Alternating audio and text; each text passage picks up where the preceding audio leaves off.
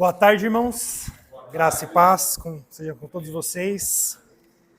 Uma alegria para a gente estar aqui hoje. Estou com a minha esposa Cecília, nossa pequenininha ali, a Sara, que é a 03, o 01 e o 02 ficaram em casa, que é o Thomas e a Maria, ficaram com os avós lá.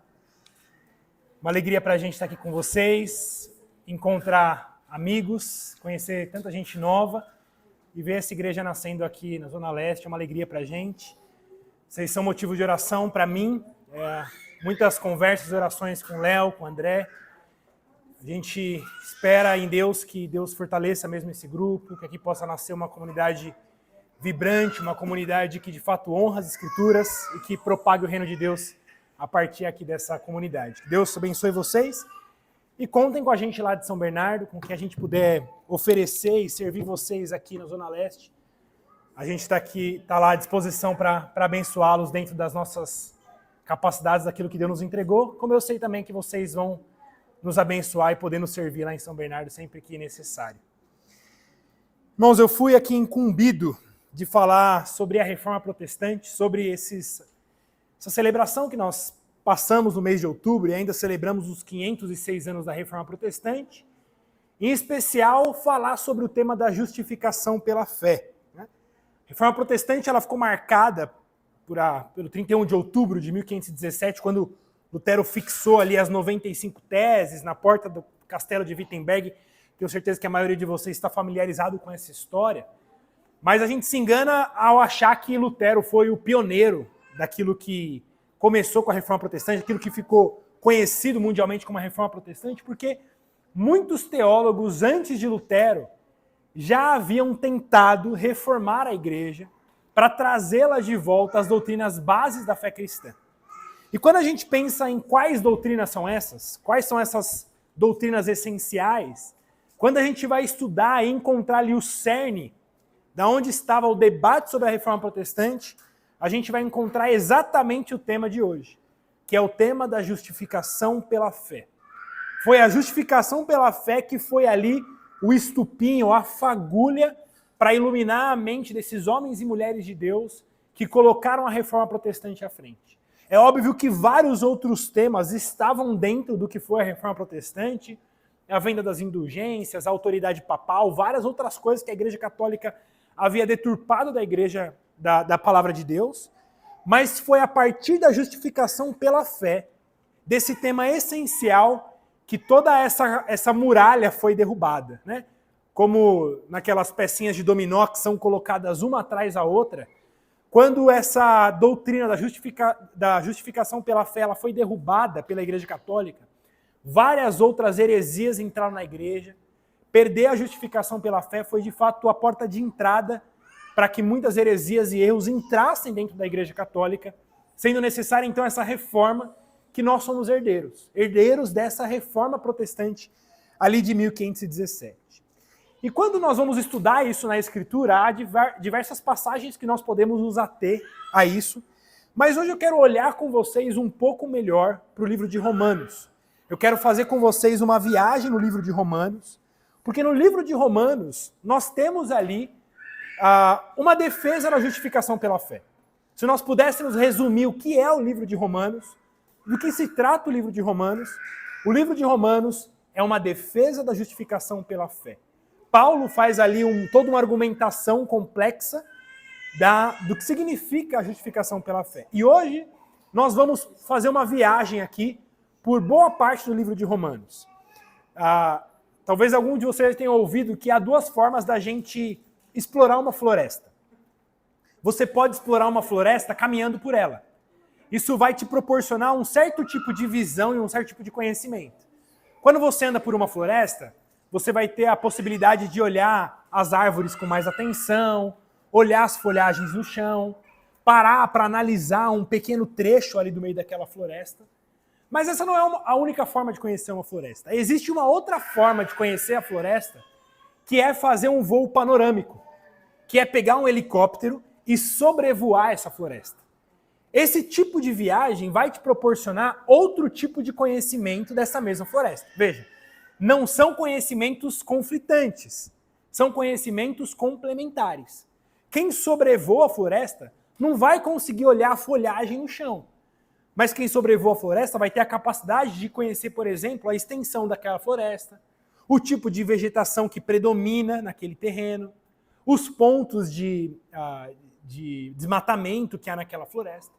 Então, quando a gente quer conhecer algo, a gente pode tanto fazer um olhar micro, aquele olhar que você vai olhar uma pequena parte e aprofundar nela, como você pode olhar para uma grande parte e fazer esse voo panorâmico para ter uma ideia do todo. E quando a gente olha para as escrituras, esses dois tipos de conhecimento são importantes. É importante esse conhecimento que a gente vai e olha para aquele único versículo e se aprofunda naquele texto e olha o verbo que está lá no original, vai olhar como que está o aoristo do grego e ficar ali investigando. Isso é muito importante. Mas também é importante que vocês tenham um conhecimento abrangente da Escritura. Que vocês conheçam a Escritura por um todo. Toda a argumentação. Por isso que a gente enfatiza tanto a importância de que vocês estejam continuamente lendo a Bíblia inteira, de capa a capa. Alguns dizem, mas para ler a Bíblia inteira é muito difícil, porque muita coisa eu não entendo, e aí eu preciso parar para estudar. Não, mas quando a gente faz um voo panorâmico, não dá tempo de você ficar parando em cada árvore para estudar cada uma delas. É importante que para cada tipo de conhecimento, você tenha um tipo de atitude de profundidade. Quando nós queremos estudar um pequeno trecho, a gente vai se aprofundar nele, mas quando nós queremos ter uma visão panorâmica, a gente precisa fazer essa leitura e continuar. O que eu quero propor para vocês hoje, então, não vai ser um tipo de sermão que a gente vai se ater a um texto específico, mas eu quero com vocês fazer um voo panorâmico.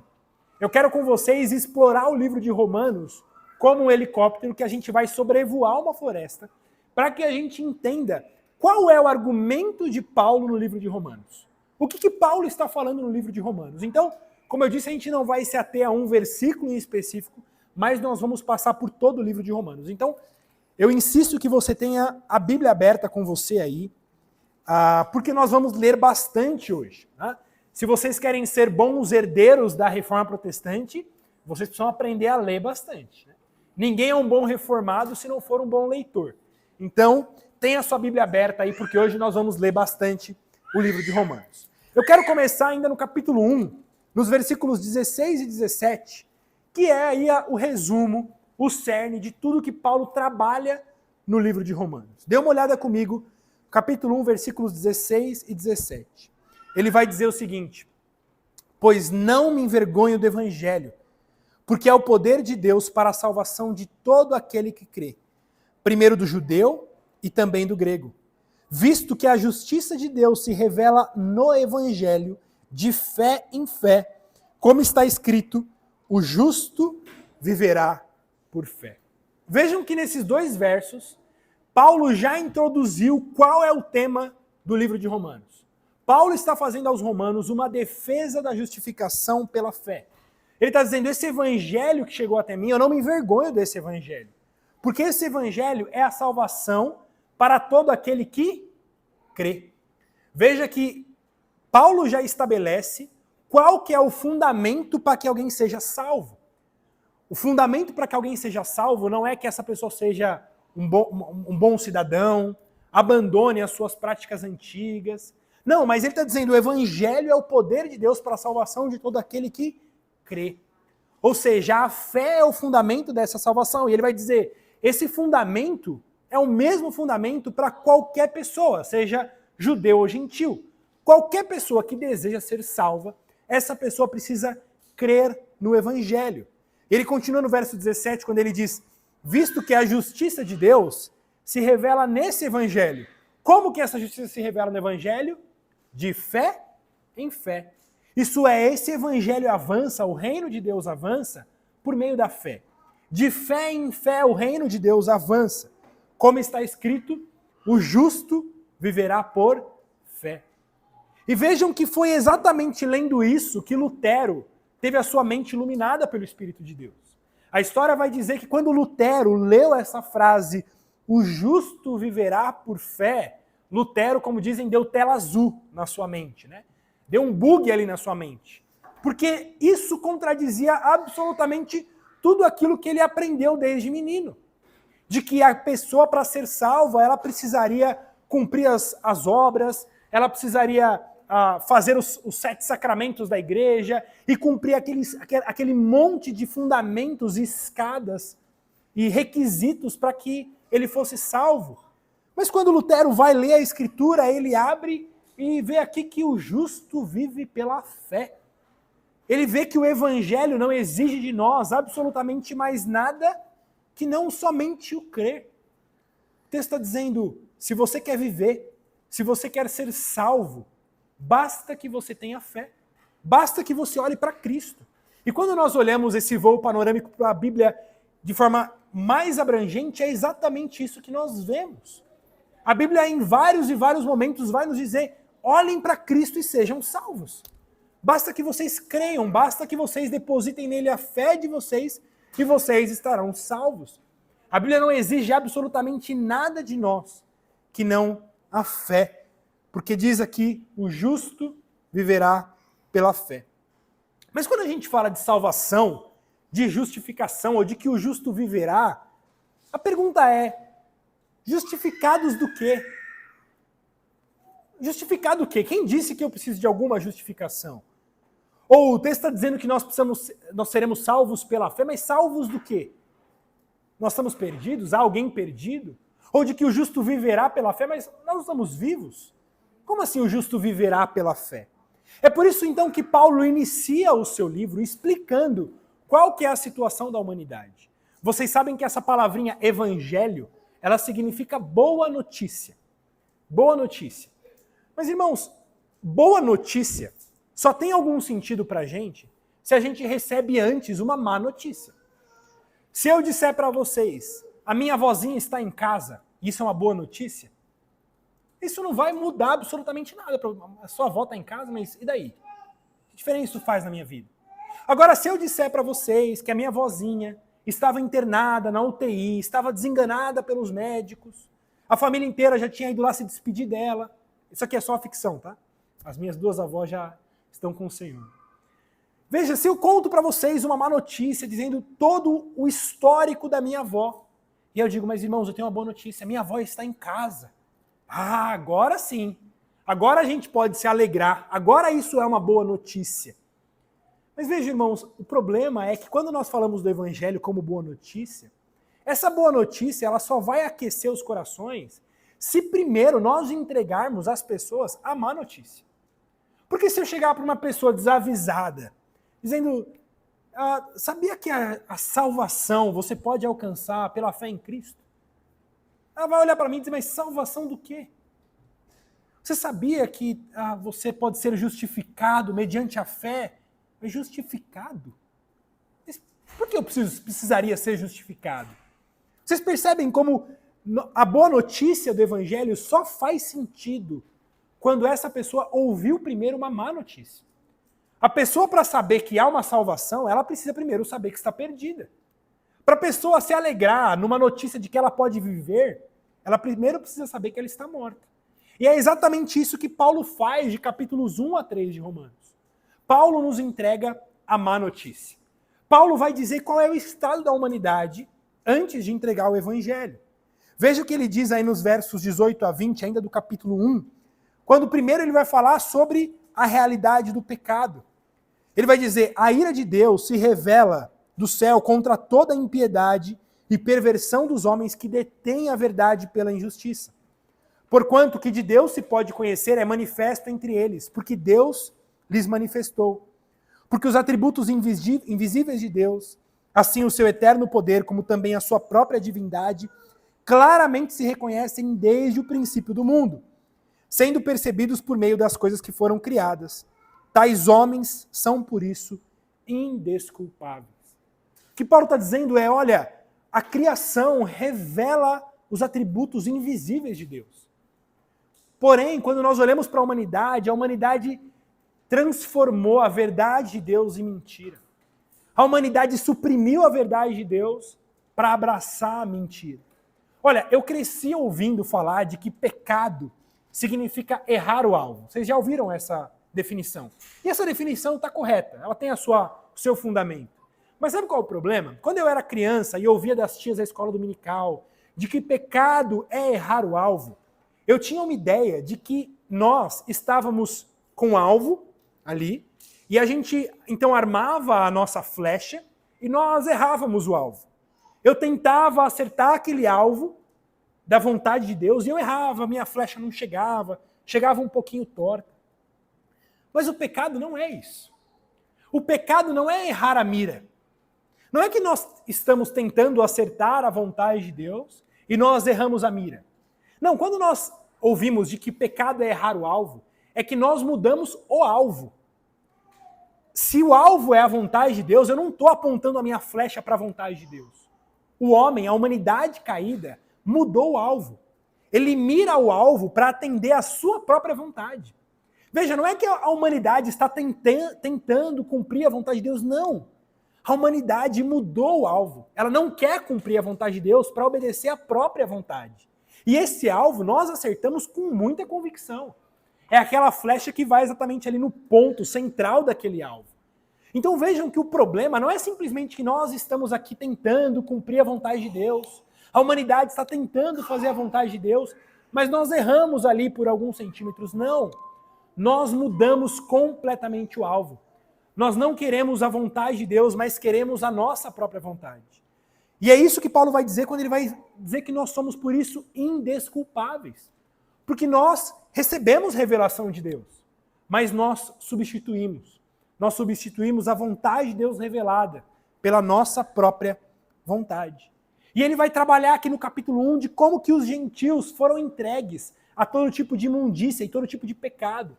Paulo nos dá uma lista aqui de quantos pecados nós observamos quando olhamos ao nosso redor. Porém, no capítulo 2, Paulo vai dizer que isso não é uma realidade que está presente apenas nos gentios, ou seja, nesses povos que não eram judeus, que não receberam a revelação de Deus. Paulo vai trabalhar que mesmo aqueles que se acham religiosos, ou mesmo os judeus, eles também não podem ser salvos pela prática da lei. Se aqueles judeus pensavam então que por terem a lei e cumprirem a lei poderiam ser salvos, Paulo dizendo, vocês estão enganados, vocês também estão perdidos. Veja comigo no capítulo 2, a partir do verso 17. Paulo diz assim, se porém tu, que tens por sobrenome judeu, e repousas na lei e te glorias em Deus, que conheces a sua vontade e aprovas as coisas excelentes, sendo instruído na lei, que estás persuadido de que és guias dos cegos, luz dos que se encontram em trevas, instrutor de ignorantes, mestre de crianças, tendo na lei a forma da sabedoria e da vontade, tu, pois, que ensinas a outrem, não te ensinas a ti mesmo? Tu que pregas que não se deve furtar, furtas? Dizes que não se deve cometer adultério e o cometes? Abominas os ídolos e lhes roubas os templos? Tu que te glorias na lei, desonras a Deus pela transgressão da lei? Pois como está escrito, o nome de Deus é blasfemado entre os gentios por vossa causa. O que Paulo está dizendo aqui é, peraí, vocês judeus, ou vocês religiosos, vocês estão se orgulhando porque conhecem a lei? Vocês estão se orgulhando porque vocês cumprem a lei? Vocês se lembram da história daquele jovem rico que foi procurar Jesus, dizendo, bom mestre, o que eu preciso fazer para herdar a vida eterna? Jesus disse, é simples, cumpra os mandamentos. Aquele jovem olha para si mesmo e diz, eu estou tranquilo então, eu cumpro os mandamentos. Vejam a cabeça de um judeu quando olha para a lei e é capaz de dizer, eu cumpro a lei. O que Paulo está dizendo é, vocês são hipócritas. Vocês não cumprem a lei coisa nenhuma. Se vocês pensam cumprir a lei, vocês estão loucos. Porque, irmãos, quem que pode olhar para a lei de Deus? Quem que pode olhar para os 10 mandamentos e levantar a mão com convicção, dizendo, eu estou limpo diante de Deus, porque eu sempre cumpri a lei? Vocês conhecem os 10 mandamentos. Um deles vai dizer, não dirás falso testemunho. Ou, em outras palavras, não mentirás. Levante a mão para mim aqui quem nunca mentiu. Ok, levante a mão para mim quem mentiu só 100 vezes nessa vida. Ok, percebo que vocês são bastante mentirosos, né? Levante a mão para mim quem mentiu até 500 vezes na vida, levante a mão. Talvez as crianças, né? As crianças tiveram convicção agora. Ok, vamos para outro mandamento. Há um outro mandamento que diz, não cobiçarás. Quem aqui pode dizer que nunca cobiçou nada que não era seu? Ok, há um outro mandamento que diz: honra teu pai e tua mãe. Quem aqui pode levantar e dizer, eu sempre honrei pai e mãe, nunca desobedeci pai e mãe? Alguém que pode dizer isso? Há um mandamento que vai dizer: não dirás o nome de Deus em vão. Quem aqui nunca disse o nome de Deus em vão? Alguém que nunca disse o nome de Deus em vão? Todos nós estamos culpados. E assim, vou parar aqui para não continuar, né? Para não humilhar vocês. Mas, irmãos, quando nós olhamos para a lei de Deus, nós estamos condenados à lei de Deus. Do 1º ao 10º. Absolutamente todos os mandamentos mostram a realidade do nosso coração. De que nós quebramos a lei de Deus. E não somente nós, mas todo mundo quebrou a lei de Deus. Não há uma única pessoa na face da terra que pode dizer: eu nunca quebrei os mandamentos de Deus. E a palavra vai dizer que se a gente quebrar um mandamento, a gente já quebrou toda a lei de Deus, porque todo pecado, no fim, é um pecado contra o 1º mandamento, que é ter outro Deus que não o Deus verdadeiro. Se você comete qualquer pecado, você quebrou os mandamentos. Por isso, todos nós, absolutamente toda a humanidade, está condenada diante de Deus. Veja comigo no capítulo 3, é isso que Paulo vai dizer. A partir do versículo 9, nós lemos na abertura o capítulo 3 de Romanos. Capítulo 3, a partir do verso 9, Paulo vai dizer o que isso conclui então. Temos nós qualquer vantagem? Ou seja, nós que somos religiosos, nós os judeus, temos alguma vantagem? De forma alguma. Pois já temos demonstrado que todos, tanto judeus como gregos, estão debaixo do pecado. Como está escrito, não há um justo, nenhum sequer. Não há quem entenda, não há quem busque a Deus. Todos se extraviaram. A uma se fizeram inúteis. Não há quem faça o bem. Não há nenhum sequer. Irmãos, esse texto aqui é a pá de cal de toda a humanidade. Nós, todos nós, em nossa natureza humana, estamos mortos em nossos delitos e pecados. A parte de Cristo, toda a humanidade está morta em seus delitos e pecados. O problema é que nós olhamos para nós mesmos e nos comparamos com alguém pior do que nós. Você se compara com o pior bandido da sociedade e você chega à conclusão de que você é uma boa pessoa. Você nunca roubou ninguém, você nunca matou ninguém, você paga seus impostos. Logo, você é um bom cidadão. Você lembra da sua avózinha, do seu vozinho, e fala: não, eles eram boas pessoas, benquistas pelas pessoas. Mas, irmãos, diante de Deus, nós não seremos julgados. Você não vai chegar diante de Deus e vai estar ao seu lado o Fernandinho Beiramar, para que Deus escolha quem é o melhor entre os dois. Nós não seremos julgados com base em outro ser humano, mas nós seremos julgados de acordo com a lei de Deus. E diante da lei de Deus, quem é que pode ser salvo? E qual que foi a sentença que a palavra de Deus disse, de Deus deu, para quem quebrasse os mandamentos? Aquele que pecar, certamente morrerá. O salário do pecado é a morte. Ora, se todos pecaram, se não há absolutamente ninguém que não pecou, e o salário do pecado é a morte, e aquele que pecar certamente morrerá, qual que é a sentença que está sobre toda a humanidade? Morte. Morte. E ainda que você diga: olha, mas eu prometo que nunca mais vou cometer nenhum pecado, eu prometo agora cumprir os mandamentos. Olha, primeiro que isso é impossível. Alguém nunca mais quebrar absolutamente nenhum mandamento, mas ainda que fosse possível, isso não te isentaria daquilo que você já cometeu. Você já quebrou a lei de Deus. E Deus é um Deus que não muda. Tudo aquilo que Ele disse, Ele vai cumprir. Se Ele disse que aquele que pecou deve morrer, essa pessoa está com a sentença de morte diante dele. Vejam, essa é a má notícia. Essa é a má notícia que está diante de nós. Todos nós pecamos. Todos nós pecamos. E merecemos a justa ira de Deus. Merecemos a morte. E quando Deus lançar alguém no inferno, ninguém poderá dizer que Deus está sendo injusto. Por quê? Porque a lei foi dada. E todos quebramos a lei de Deus. Mas então vem o Evangelho. Então vem a boa notícia. agora, ouvindo a má notícia, ouvindo essa sentença de morte que é sobre todos nós, agora sim a boa notícia, ela vai brilhar diante dos nossos olhos. Leia comigo a partir do verso 21, ainda no capítulo 3. Ele vai dizer assim: mas agora, sem lei, se manifestou a justiça de Deus, testemunhada pela lei e pelos profetas. Justiça de Deus mediante a fé em Jesus Cristo, para todos e sobre todos os que creem, porque não há distinção.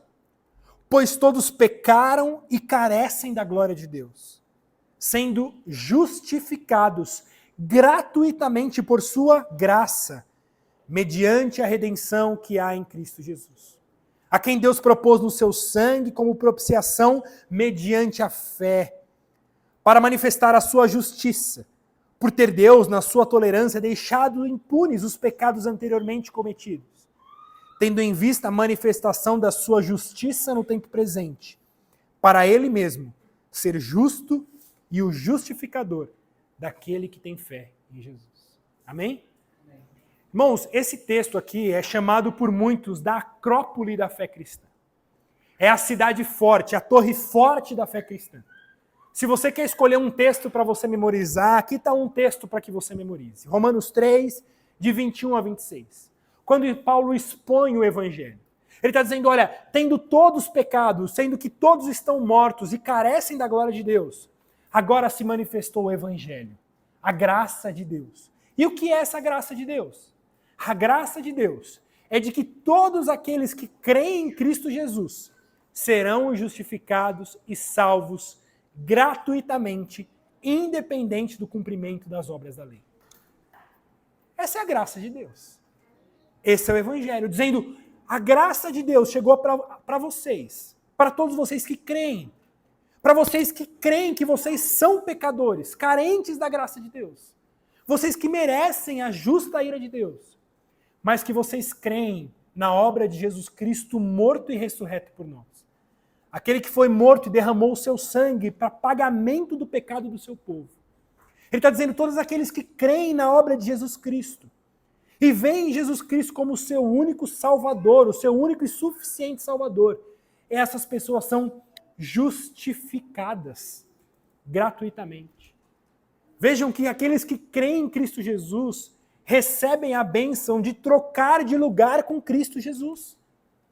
Cristo Jesus, então, ele nos substitui, sendo ele a morrer em nosso lugar. E nós substituímos a Cristo, sendo chamados de justos. Mas nós acabamos de chegar à conclusão de que não há um justo, de que todos nós somos injustos quando olhamos para a lei. Pois é, mas a obra de Cristo é uma obra substitutiva, de forma que Cristo toma sobre ele todos os nossos pecados. Todas as nossas mentiras, as nossas blasfêmias, as nossas cobiças, tudo isso Cristo tomou sobre ele. Você já parou para pensar que Cristo na cruz se tornou mentiroso?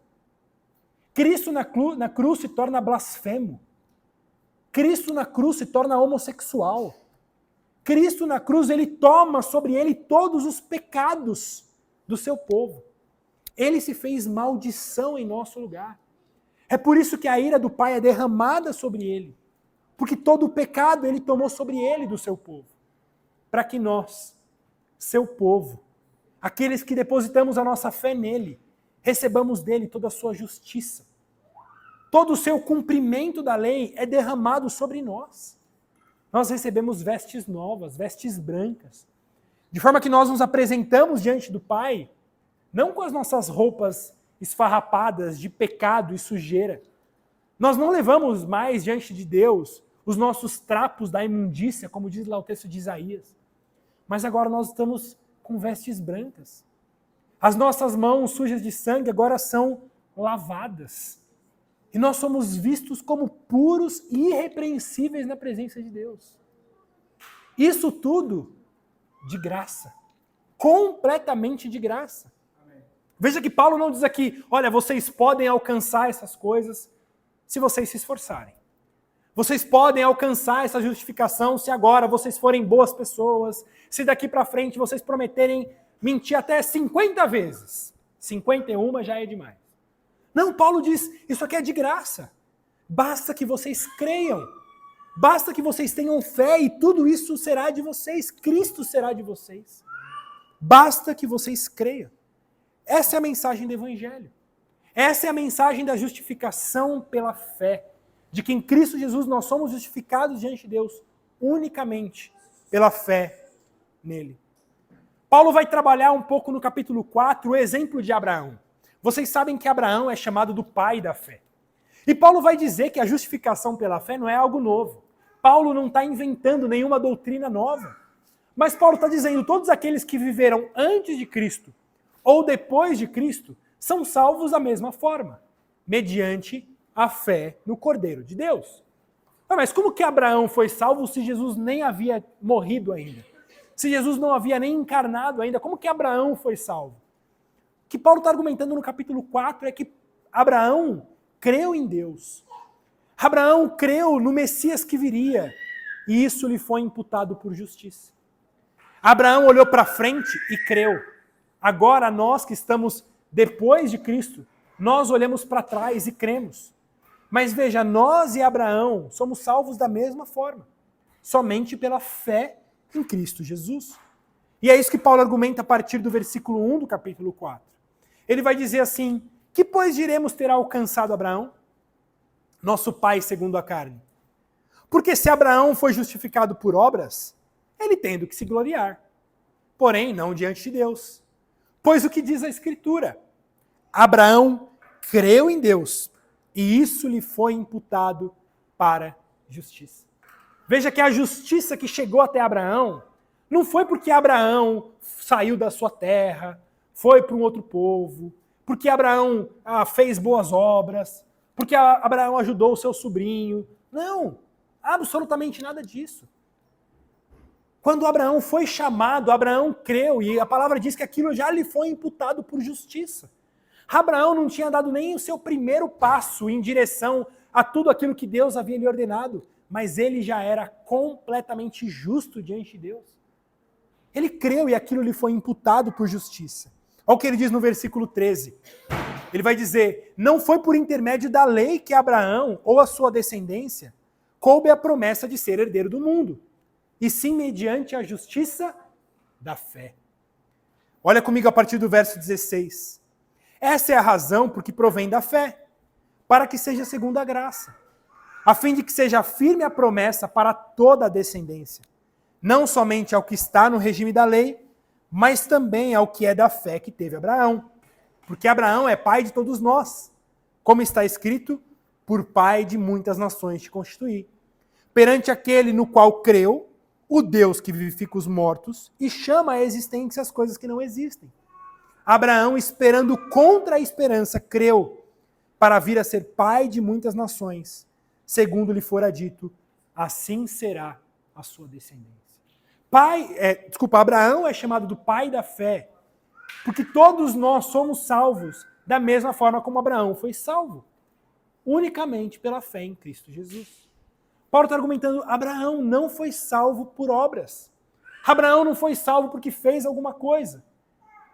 Mas Abraão foi salvo porque creu. E porque creu, ele foi justificado dos seus pecados.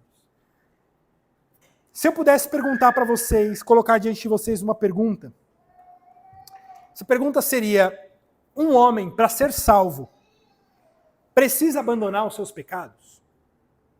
Se alguém te perguntasse isso, um homem, para ser salvo, ele precisa abandonar os seus pecados? Veja que a nossa boca quer responder sim, né? Parece que automaticamente a nossa boca se movimenta para dizer: é óbvio que sim. É claro que sim. Uma pessoa precisa abandonar os seus pecados para ser salvo. Mas o exemplo de Abraão está aqui para nos dizer contra esse ímpeto nosso de querer dizer sim. Dizendo: mas que pecado Abraão tinha abandonado aqui? Qual pecado Abraão abandonou para ser justificado diante de Deus? Paulo está argumentando exatamente isso. Paulo não fez absolutamente nada, e aquilo já lhe foi imputado por justiça. Paulo não abandonou nenhum pecado. Abraão. Abraão não havia abandonado nenhum pecado. Ele creu e aquilo lhe foi imputado para a justiça. Irmãos, percebam como a mensagem da graça é uma mensagem de fato que nos tira, nos faz balançar na base. Uma pessoa para ser salva, quando nós dizemos que a salvação é unicamente pela fé, nós estamos dizendo que uma pessoa para ser salva, ela só precisa de Cristo. Uma pessoa para ser salva não precisa abandonar os seus pecados. Porque não é o abandono de pecados que faz alguém ser salvo. Mas unicamente a fé em Cristo. É isso que Paulo está argumentando. Abraão foi salvo porque creu em Deus. Abraão nem teve tempo de abandonar qualquer pecado. A não ser o pecado da incredulidade, porque é impossível alguém crer sem abandonar o pecado da incredulidade. É uma coisa contraposta. Abraão creu e aquilo lhe foi imputado para a justiça. Era um homem justo. Eu sei que disso geram várias perguntas na sua cabeça, mas fiquem tranquilos que o Paulo vai responder tudo para a gente aqui. Porque no capítulo 5, Paulo vai trabalhar quais são os resultados dessa justificação. O que significa agora que nós estamos justificados diante de Deus? Que nós fomos salvos, que nós fomos vivos, vivificados por Ele. Olha o que ele diz a partir do versículo 1 do capítulo 5. Ele vai dizer, justificados, pois, mediante a fé, temos paz com Deus, por meio do nosso Senhor Jesus Cristo, por intermédio de quem obtivemos igualmente acesso pela fé a esta graça na qual estamos firmes, e gloriamo-nos na esperança da glória de Deus. E não somente isso, mas também nos gloriamos nas próprias tribulações, sabendo que a tribulação produz perseverança. O que Paulo está dizendo é, irmãos, agora que vocês creram, vocês foram justificados, agora vocês têm paz com Deus. Agora aquela ira de Deus já não está sobre vós, mas agora sobre vós há paz. Agora vocês estão em paz com Deus. Essa justificação que alcançou vocês tirou de vocês toda a ira, toda a condenação que havia sobre vocês, de forma que agora vocês podem com confiança se achegar ao trono da graça de Deus. Por esse novo e vivo caminho aberto pelo sangue de Cristo Jesus, agora vocês têm paz com Deus. Vocês não precisam viver mais com medo de ir ao inferno, medo de morrer, medo de perder a salvação, medo dos poderes do inferno. Não, mas agora vocês têm paz com Deus por meio dessa justificação que alcançou vocês. Vejam que o resultado dessa justificação é um resultado que traz paz diante de nós. Mas perceba que quando Paulo vai trabalhar isso, ele deixa muito claro para dizer que, olha, não pensem que é a fé que salva. Ele está dizendo, o que salva é Cristo. A fé em Cristo é o que opera a salvação em vocês. Não é a fé, simplesmente a fé. Porque fé todos têm. Gilberto Gil é aquele que canta, andar com fé eu vou, porque a fé não costuma falhar. Quem gosta do Rapa, né, os mais modernos, tem lá a música do Rapa, né, que vai dizer, para quem tem fé, a vida nunca tem fim. Mas veja que Paulo não está argumentando que basta ter fé. A pergunta é, fé em quem? Não é simplesmente fé na fé. Porque a fé de muitos vai falhar, diferente do que o Gilberto Gil cantava. E muitos que têm fé vão morrer, diferente do que o Rapa canta. Porque não é simplesmente ter fé, não é a fé que salva, mas é Cristo. É Cristo que salva. E é mediante a fé em Cristo que nós somos salvos. Porque muitos dizem, não, eu tenho fé. Mas essa fé está baseada em falsos deuses, em falsos salvadores, em falsos cristos. Muitas vezes até parece com o verdadeiro Cristo, mas é um falso Cristo. Muitas vezes até se parece com o verdadeiro Deus, mas é um falso Deus. Vejam, não é a fé na fé que salva, mas somente a fé no verdadeiro Salvador. Porque é isso que Paulo vai trabalhar a partir do versículo 18 aqui do capítulo 5. Ele vai dizer, olha, assim como o pecado entrou no mundo mediante um só, que é Adão, todos nós somos filhos de Adão e por isso pecamos, da mesma forma, a salvação ela reinou por meio de um só, Cristo Jesus. Não há salvação em qualquer outro que não em Cristo Jesus. Ou seja, não basta que você tenha fé, diga, eu tenho fé, eu acredito que Deus vai me salvar. A gente ouve isso. No meu trabalho, eu fico ouvindo isso o dia inteiro, as pessoas dizendo. Não, lá eu creio que Deus vai me salvar. No último dia ele me salva. Veja, a pessoa, ela tem alguma fé ali, mas fé em quê? A fé dela está depositada unicamente em Cristo Jesus como seu suficiente Salvador? Não está. Por isso Paulo vai argumentar que é essa fé que nos salva. A fé no Salvador. Então no capítulo 6, Paulo introduz o tema da santificação. A pergunta é, como viveremos? Como nós viveremos uma vez que fomos salvos? Eu acabei de perguntar para vocês. Para ser salvo, a pessoa precisa abandonar os seus pecados? E nós vimos que pela argumentação de Paulo, a resposta é não. Nós somos salvos unicamente pela graça, mediante a fé em Cristo Jesus. Qual que é a pergunta que decorre disso? Então quer dizer que a gente vai crer em Cristo Jesus e vai continuar nos nossos pecados? Então quer dizer que a gente vai crer em Cristo Jesus e vai continuar com a nossa vida de miséria, de pecado, de sujeira? Veja o que Paulo diz a partir do capítulo 6, no verso 1. Ele vai dizer, que diremos, pois? Permaneceremos no pecado para que seja a graça mais abundante? De modo nenhum. Como viveremos ainda no pecado, nós os que para ele morremos? Ou porventura ignorais que todos nós que fomos batizados em Cristo Jesus, fomos batizados na sua morte? Como, pois, sepultados com ele na morte pelo batismo, para que, como Cristo foi ressuscitado dentre os mortos pela glória do Pai, assim também andemos nós em novidade de vida. Paulo está argumentando, não faz nenhum sentido a sua pergunta. Porque se você crê em Cristo Jesus, você morreu para si mesmo. Agora a sua vida não pertence mais a você mesmo, mas pertence a Ele. De forma que agora a sua vida vai ser um reflexo dessa salvação que chegou até você. E a prova de que alguém efetivamente creu em Cristo é que essa pessoa abandona pecados. Então vejam, irmãos, embora não seja essencial abandonar pecados para ser salvo, é essencial que todo aquele que creu verdadeiramente abandone pecados. É simplesmente uma questão de ordem. Nós não somos salvos por abandonar pecados, mas todo aquele que foi salvo abandonará pecados. Porque a prova de que nós fomos efetivamente salvos por Cristo é que nós morremos para o pecado e agora vivemos para Ele. É que agora a nossa velha natureza morreu nas águas do batismo. É exatamente isso que Paulo argumenta. Lembrem do batismo de vocês. Quando vocês, então, desceram as águas, ali você estava sendo sepultado. É um símbolo da sua fé, de que você morreu para os seus pecados. Você morreu no seu velho homem. E agora você vive para Deus. Você agora é uma nova criatura. De forma que agora você não vive mais como você vivia, mas agora você vive em novidade de vida. Uma vida de piedade, uma vida de desobediência. Aquela lei que nos matou. Lembra da lei?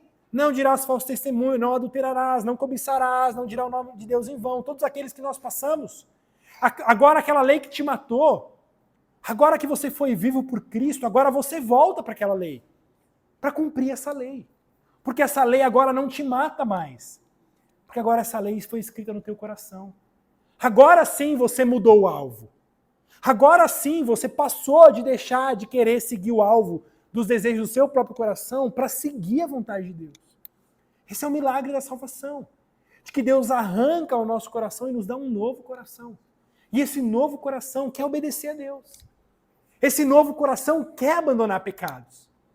Há uma história de que Lutero, ensinando sobre a salvação unicamente pela graça, gerou um incômodo dos seus ouvintes. Esse incômodo que vocês talvez tiveram aqui. Dizendo, mas Lutero, se a salvação é unicamente pela graça, quer dizer então que nós, uma vez salvos, poderemos viver do jeito que a gente quiser? A resposta de Lutero, a resposta de Lutero foi sim. Vocês podem, uma vez salvos, viver do jeito que vocês quiserem. Sabe qual é a questão? O que vocês querem, uma vez que vocês foram salvos? Se vocês foram salvos, agora vocês têm um novo coração. As vontades de vocês foram transformadas. Agora, viver do jeito que eu quero significa eu quero cumprir a vontade de Deus.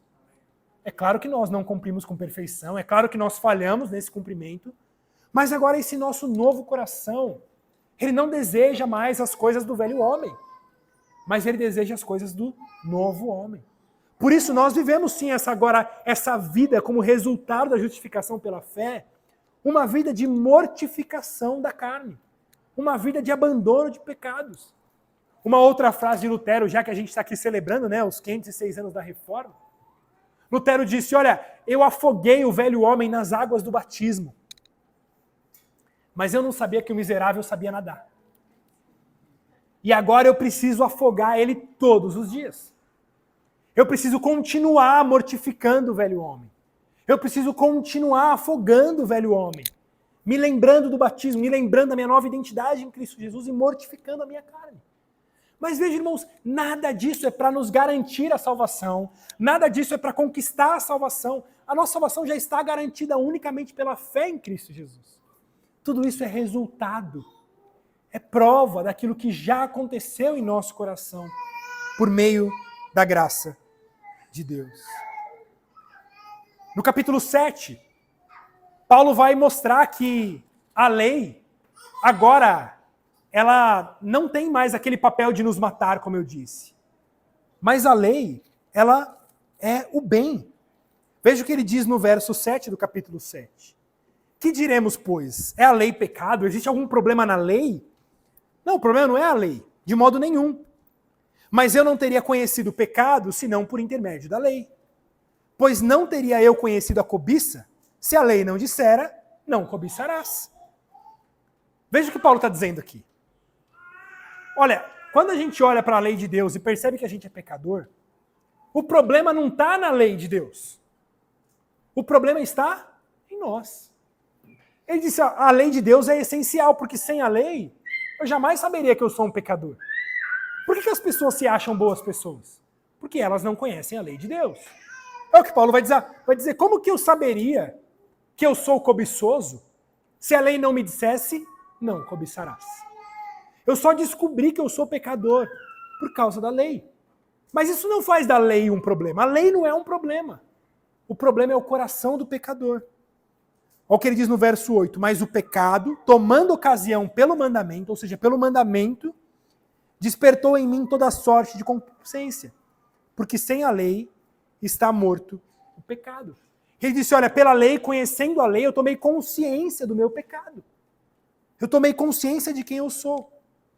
E aí, Paulo se coloca na posição de alguém que está debaixo da lei.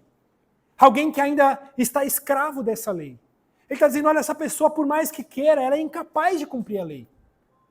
Porque ela não tem capacidade, o seu coração está morto nos seus pecados. Veja no versículo 24. Ele vai dizer, desaventurado homem que sou, quem me livrará do corpo dessa morte? Graças a Deus por Jesus Cristo nosso Senhor. De maneira que eu, de mim mesmo, com a mente, sou escravo da lei de Deus, mas segundo a carne, da lei do pecado. Ele está dizendo, olha, segundo a carne, eu jamais conseguiria cumprir a lei. Eu nunca conseguiria obedecer a Deus segundo a carne, segundo a minha própria vontade.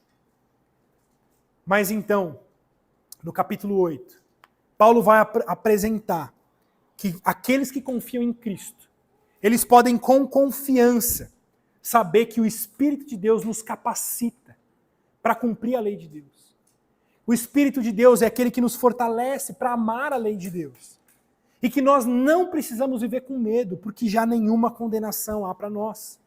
Veja o que ele diz a partir do capítulo 8 de Romanos.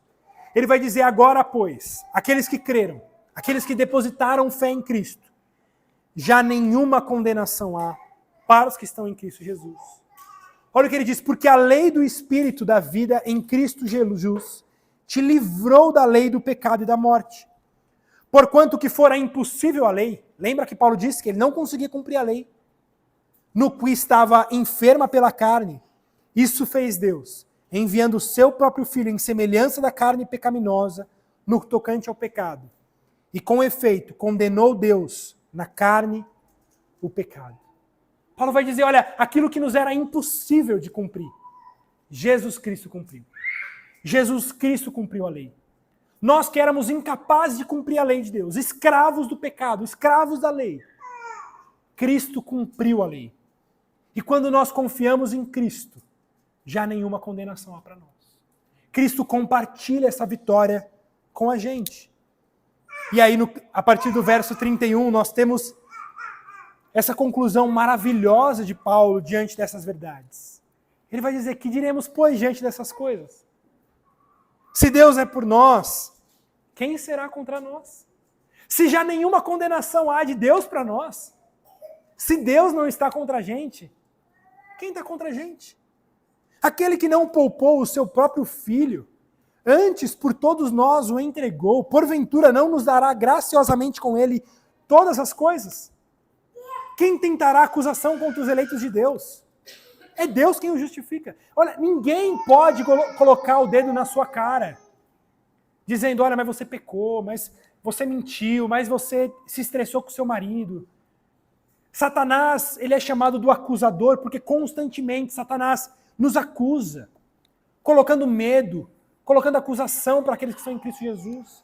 Paulo está dizendo: vivam em paz, nenhuma condenação há para aqueles que estão em Cristo Jesus. Quando nós cantamos a música do Castelo Forte, é exatamente isso que nós dizemos. Olha, ainda que os poderes do inferno tentem lançar suas flechas contra nós, suas acusações contra nós, suas mentiras contra nós, nenhuma condenação há para aqueles que estão em Cristo Jesus. É óbvio que nós pecamos. Nós ainda não somos completamente livres do pecado. Mas nós já estamos completamente livres da condenação do pecado. Não vivam com medo. Deus é por vocês. Aqueles que estão em Cristo podem descansar com segurança que absolutamente nenhuma condenação há para vocês. Ele diz no versículo 34, quem os condenará? É Cristo Jesus quem morreu, ou antes, quem ressuscitou, e que está à direita de Deus e também intercede por nós. Quem nos separará do amor de Deus? Quem nos separará do amor de Cristo? Será tribulação, ou angústia, ou perseguição, ou fome, ou nudez, ou perigo, ou espada? Alguma coisa pode nos separar do amor de Cristo? Veja o que ele diz no versículo 38. Porque eu estou bem certo de que nem a morte, nem a vida, nem os anjos, nem os principados, nem as coisas do presente, nem do porvir, nem os poderes, nem altura, nem profundidade, nem qualquer outra criatura poderá separar-nos do amor de Deus, que está em Cristo Jesus, nosso Senhor. Irmãos, isso só é possível pela justificação mediante a fé. Nós só podemos com confiança dizer: nada nos separará do amor de Cristo, porque a salvação é unicamente pela graça mediante a fé. Se a salvação dependesse em alguma instância das nossas obras, nós jamais poderíamos dizer esse texto com confiança. Um católico que crê na salvação pelas obras não pode com confiança dizer esse texto.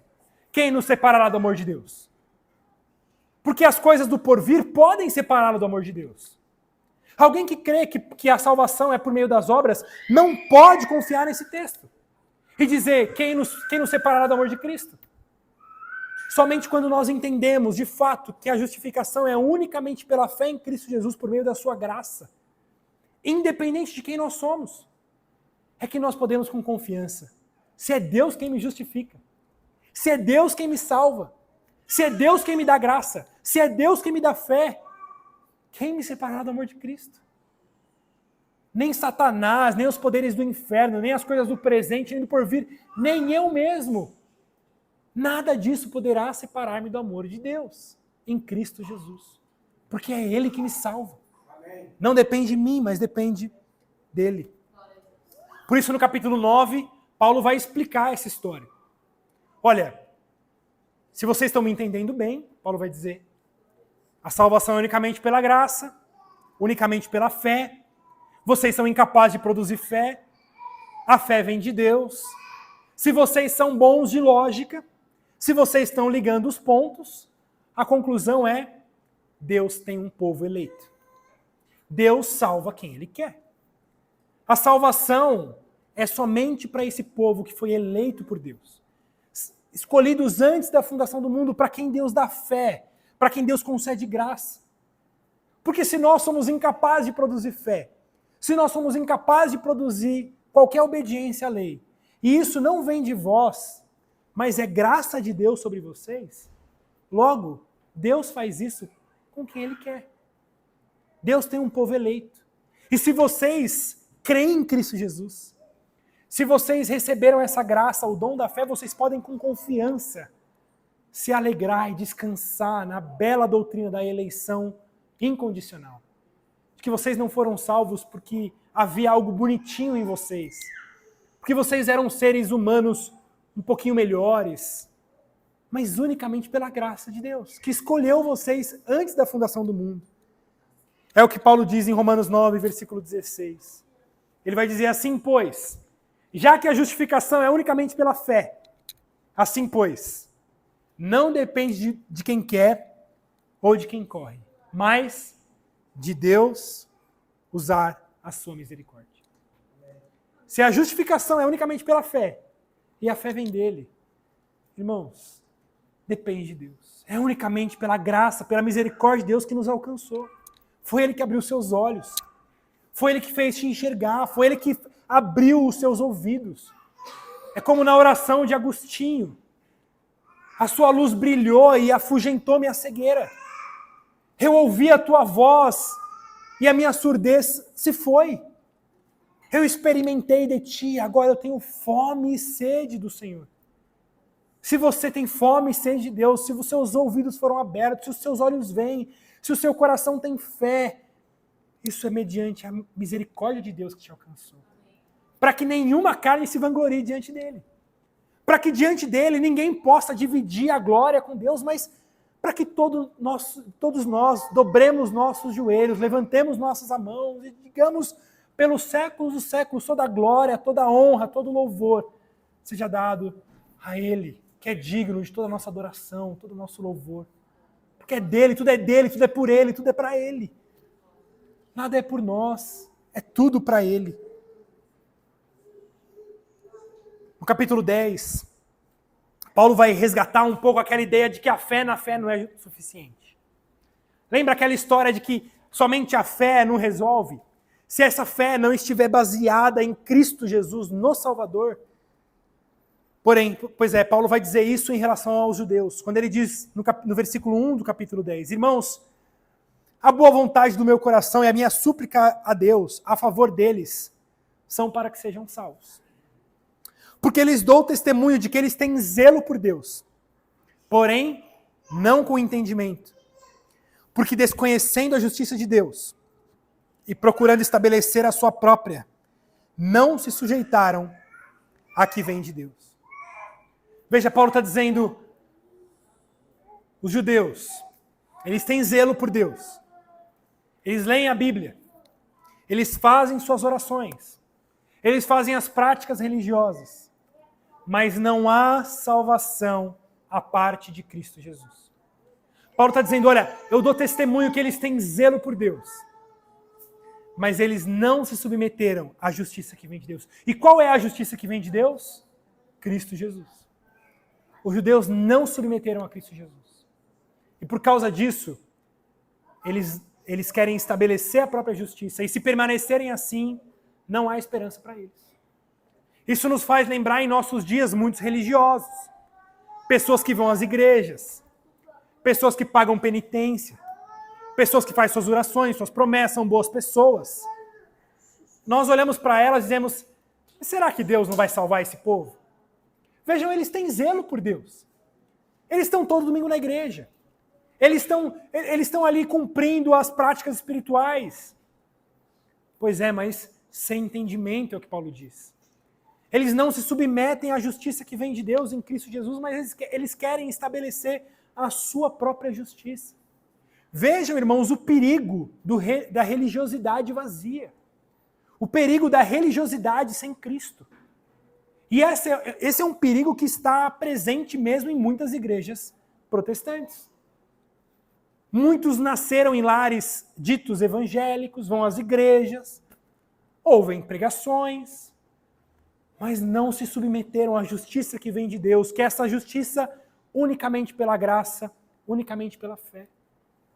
Esse é um chamado urgente para que a gente não se contenha ou não se satisfaça com uma mera religiosidade. A pergunta que deve soar para vocês é: a sua fé está baseada em quê? Está nas suas obras? Está porque você faz parte do grupo da plantação da Igreja Batista Herança Reformada da Zona Leste? De Tatuapé? É isso que está baseada a tua fé? A sua fé está baseada porque você é religioso, porque você lê livros, lê a palavra? É nisso que está baseada a sua fé? Porque se é nisso que está baseada a sua fé, você é exatamente como os judeus. Você não se submete à justiça que vem de Deus, mas você quer estabelecer a sua própria justiça. Por isso, alertem-se. Sondem o próprio coração para ver se a salvação, se a fé de vocês está baseada unicamente em Cristo e somente na sua obra consumada em Cristo Jesus. No capítulo 11, Paulo então encerra todo esse corpo doutrinário do livro de Romanos. E Paulo encerra apontando para um futuro glorioso. E aqui nessa igreja me fica até confortável, né? De ter uma escatologia vitoriosa, né? Porque é isso que Paulo trabalha no capítulo 11 de Romanos. Ele está dizendo, olha, não é que Deus rejeitou Israel, porque muitos ainda vão se converter em Israel. E em Israel muitos se dobrarão a Cristo Jesus. Irmãos, isso não vai acontecer somente em Israel. Isso vai acontecer em todo mundo. O reino de Deus vai avançar. E essa mensagem de que a salvação, unicamente pela fé em Cristo Jesus, por meio da sua graça, essa mensagem vai avançar e está avançando. E vocês são uma prova aqui no Tatuapé, aqui na Zona Leste, de que o reino de Deus está avançando. Veja, nós lemos lá no capítulo 1 de que esse reino de Deus avança de fé em fé. E de fé em fé, vocês receberam essa mensagem de alguém. Vocês receberam essa fé pela mensagem de alguém. E agora, essa fé que nós recebemos, essa fé que precisa agora ser distribuída. É essa fé que nós distribuímos aonde nós estamos. E vocês aqui, como grupo plantador dessa igreja, vocês têm essa missão nas mãos. Essa missão de continuar a espalhar essa mensagem. Essa mensagem que Cristo Jesus, Ele salva todos aqueles que se achegam a Ele, de forma que nenhum que vai a Ele é lançado fora. Vocês são detentores dessa mensagem de que nós não nos envergonhamos do Evangelho. Essa boa nova de que a graça de Deus está disponível para todos aqueles que têm fé no seu Filho. Essa mensagem de que a graça de Deus chegou até nós por meio da sua graça, por meio da sua misericórdia. E de que todo aquele que confiar em Cristo Jesus e ir a Ele será salvo. E é por meio dessa mensagem que o reino de Deus avança. É por meio dessa mensagem que o reino de Deus avança até o dia em que Deus fazer novas todas as coisas. Até o dia em que Cristo Jesus voltar em glória, em poder, e tirar de nós toda lágrima, toda dor, todo sofrimento. E fazer, então, a nova criação, onde toda aquela multidão, homens, mulheres, escravos e livres, ricos e pobres, estarão todos reunidos ao pé do trono da graça de Deus, com uma só confissão. Foi graça. Foi a graça de Deus que me alcançou. Foi a graça de Deus que me alcançou. Paulo encerra, então, todo esse corpo doutrinário, como eu disse, no capítulo 11. E do capítulo 12 em diante nós não vamos trabalhar, porque Paulo vai colocar essas doutrinas de forma prática, trabalhar algumas questões mais práticas da igreja. Mas Paulo, ao encerrar todo esse corpo doutrinário, toda essa defesa da justificação unicamente pela fé, Paulo não tem outra escolha senão se render em louvor, em glória, em adoração a Cristo Jesus. Irmãos, nós aprendemos em teologia que toda ortodoxia, ela precisa terminar em doxologia. Em outras palavras, todo ensinamento, toda doutrina precisa terminar em adoração.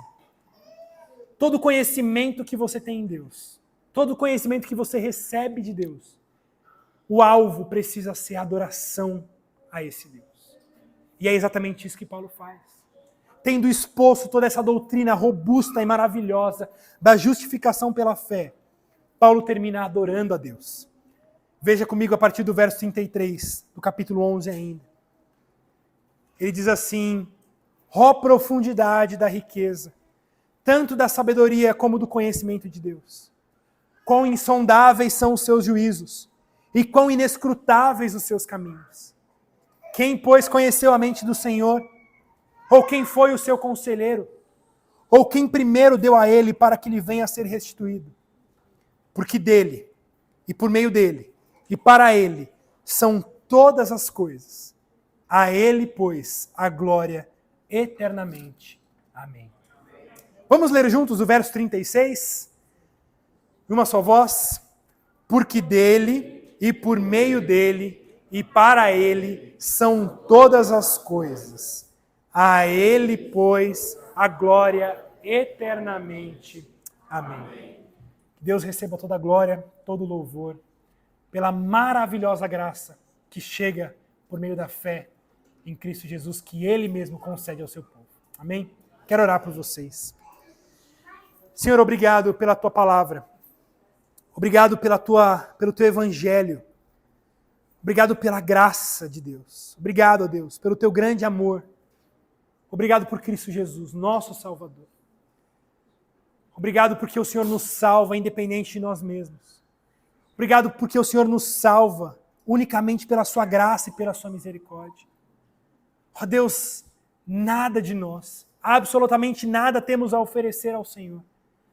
Mas mesmo assim o Senhor nos deu a graça da fé em Cristo Jesus. O Senhor abriu os nossos olhos, o Senhor nos resgatou. Nós que estávamos perdidos fomos encontrados. Nós que estávamos mortos fomos vivificados. Nós que estávamos cegos vemos. Nós que estávamos surdos agora ouvimos. Ó Deus, quão maravilhosa graça é essa que o Senhor nos alcançou. Nós te louvamos eternamente pelo dom da salvação, pelo dom da fé, que por ela, por Cristo Jesus, somos justificados diante do Senhor.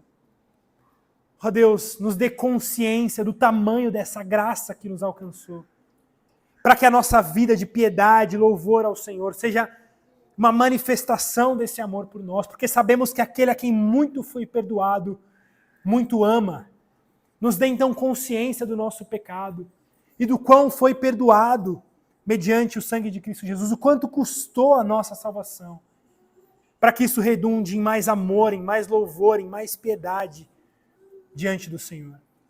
Ó Deus, eu peço que essa mensagem alcance todos aqueles corações endurecidos, aqueles que chegaram aqui ainda céticos, aqueles que chegaram ainda aqui mortos em suas transgressões.